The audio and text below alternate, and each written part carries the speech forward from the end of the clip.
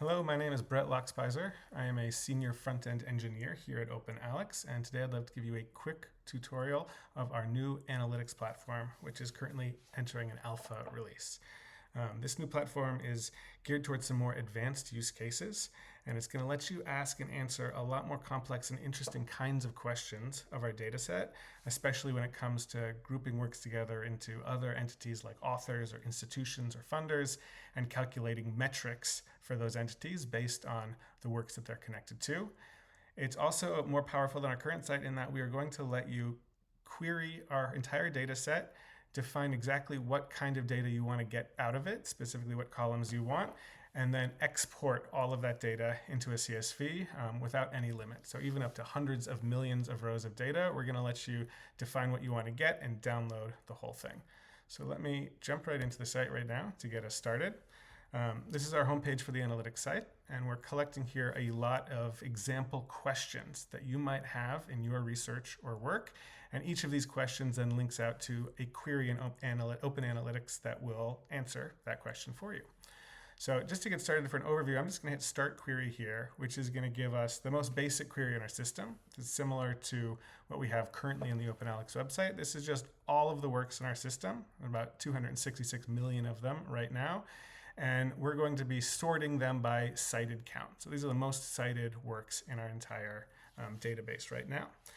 What's different here, though, is that everything that you see is going to be laid out into a table. So we're very clearly going to show you what fields of data you have, which ones we want to sort them by, and we're going to give you a way to download this data so that what you see here is exactly what you get. So for example, let's say I wanted to add some fields here. I can click this plus button, and I've got a big long list for works of lots of different data that you might need. Let's just say I want to add the source name to each of these works and the OA status. I can do that and hit apply. And now you can see I've got new columns with those two fields available. So now let's say I want to get this data out. All I have to do is select all the data I want. So I can do that right now by selecting the 99 rows that are on this page right now, or I can click to actually select all 266 million rows that we have available. And now I'm going to click the export button. It's to tell me that this might take a couple hours to export 267 million rows. But I hit export, it'll start that process, and then you'll get an email when it's finished showing you a link to download. I'm just going to go into my email. It's going to look just like this, a link where you can click and download the data file that's been created just the way you want it. So similar to OpenAlex as well, this is right now querying for all works, but I can hit this plus button here to add any number of filters I want to specifically define the work set I care about. You know, if there's a particular author that I want to find the works of, I can do it like that. Or if I want to add a particular institution to see, I can just add them just similar to the way that the OpenAlex site works right now. And we're trying to keep all these together into a nice tight line at the top that summarizes what you're looking for. But if you ever want to get a more advanced view, you can click on this outline button over here, and it'll bring up a view that lists out each of those filters that you've got line by line, and it says explicitly every single data column you want and how it's going to be sorted. So this view can be more useful for bigger queries, and we'll get back to this a little bit later as well. So now let's go and choose another one of the example questions. It's maybe a little bit more interesting. We have a question written here that says, who are the world's experts on macrocytosis? So I'm going to click on this to show you what it looks like. What we've got here is that we're first defining a work set, and we just say, let's get all of the works that have a keyword for macrocytosis. But then we want to group them into authors. And so what that gives us as a result is this green section is a list of authors that are derived from that work set. And you can see now that our table sort of has two colors to it. The green is going to be the entities that we're grouping into.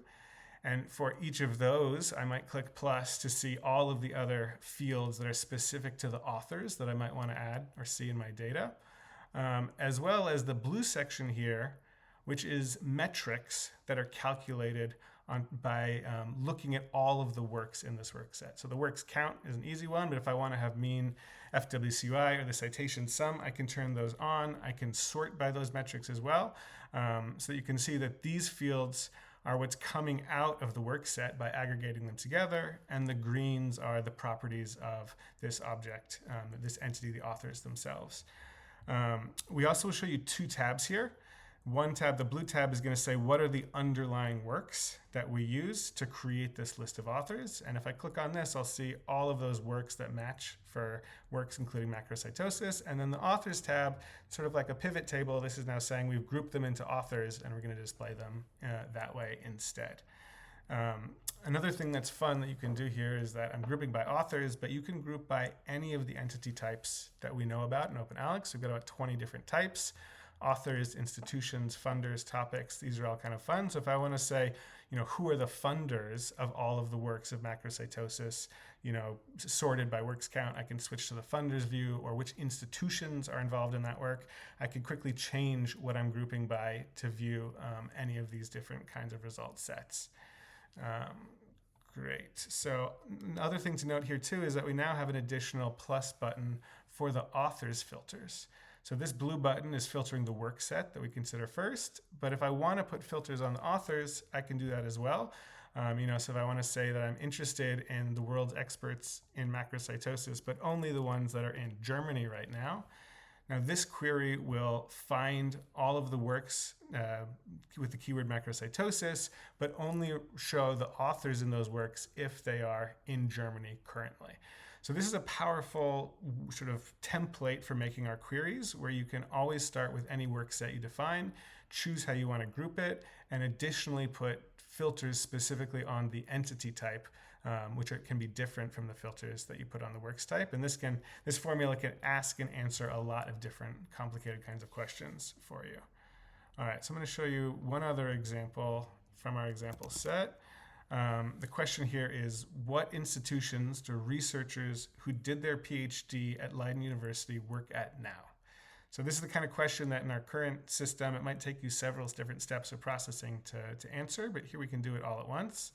So I'm going to click on this query, and here you see is that first the work set we defined is we want dissertations that were done at Leiden University, and then we want to group all those works and show the authors who created those works. And then additionally, we've added a field on the author to say institution name. And so this is a field of those authors which says, where do these authors work at right now? So this is a new powerful kind of query that you can do here.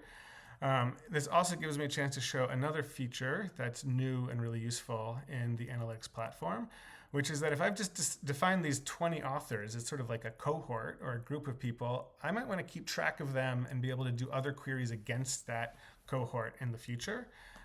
So we can do that by creating a label with all of these authors on it. So let's click this to select all 20 of these people. I'm going to click the label button.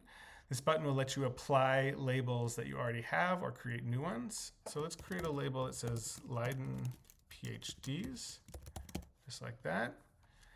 And now I've created a label that's a list of these 20 authors.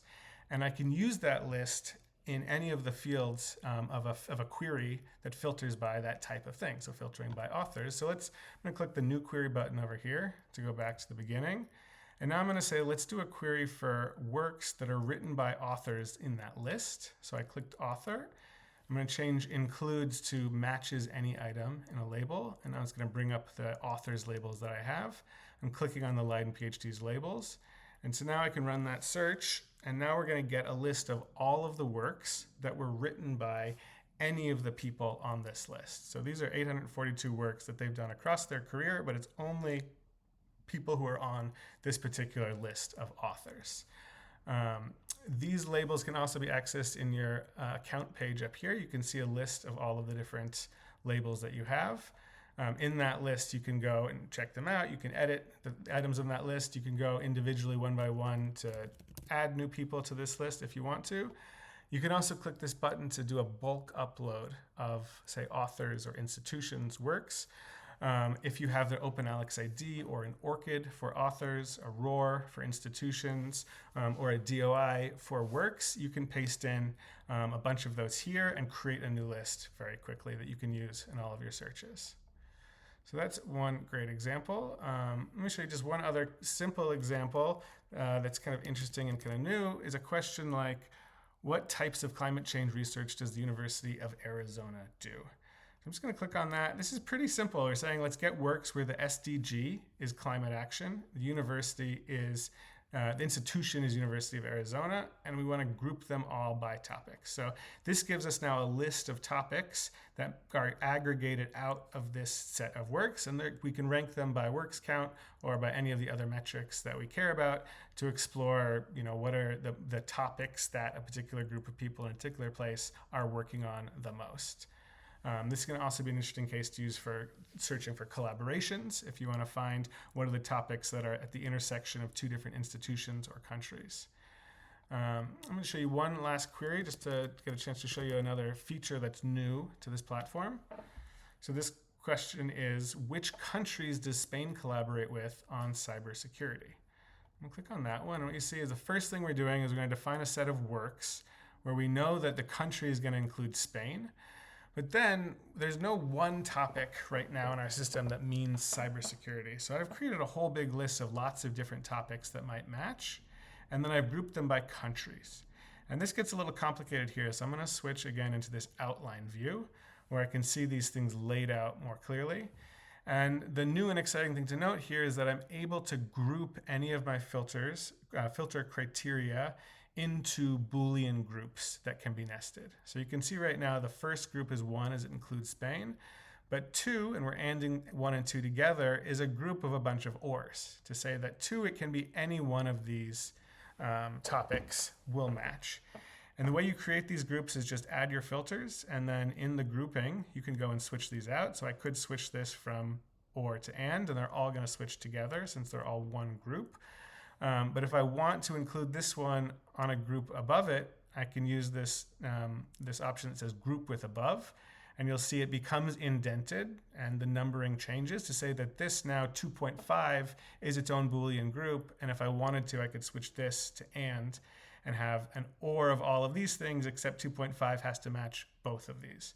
So this simple interface of just being able to see these laid out, saying ungroup with above to move it outwards, you can do that again, or group with above to group it together with the one that's before. This will let you create arbitrary groups in a Boolean sense of the filters that you have. And you can group them together however you want to get the exact logic of your query correct. You'll see in this view too, you've got these parentheses in there, and those will have more and more parentheses if you get deeper and deeper groups. So that is a quick tutorial of everything that we've got going on. If you want to start exploring on this page, I recommend just reading these questions, clicking through, and you'll get a sense of how the question maps to a particular query. Of course, we would love to be getting your feedback at this point. So if you have any questions, ideas, things that are working well for you, example questions that you want to add to our list, or things that aren't working well, things that you want to change or are confusing, we'd love to hear from you. You can click this big blue feedback button on the page to bring up a form where you can send us some feedback, or you can also send an email to me. I am Brett at ourresearch.org. And we are looking forward to getting this out in the world and helping you out with your research. So thanks very much for watching.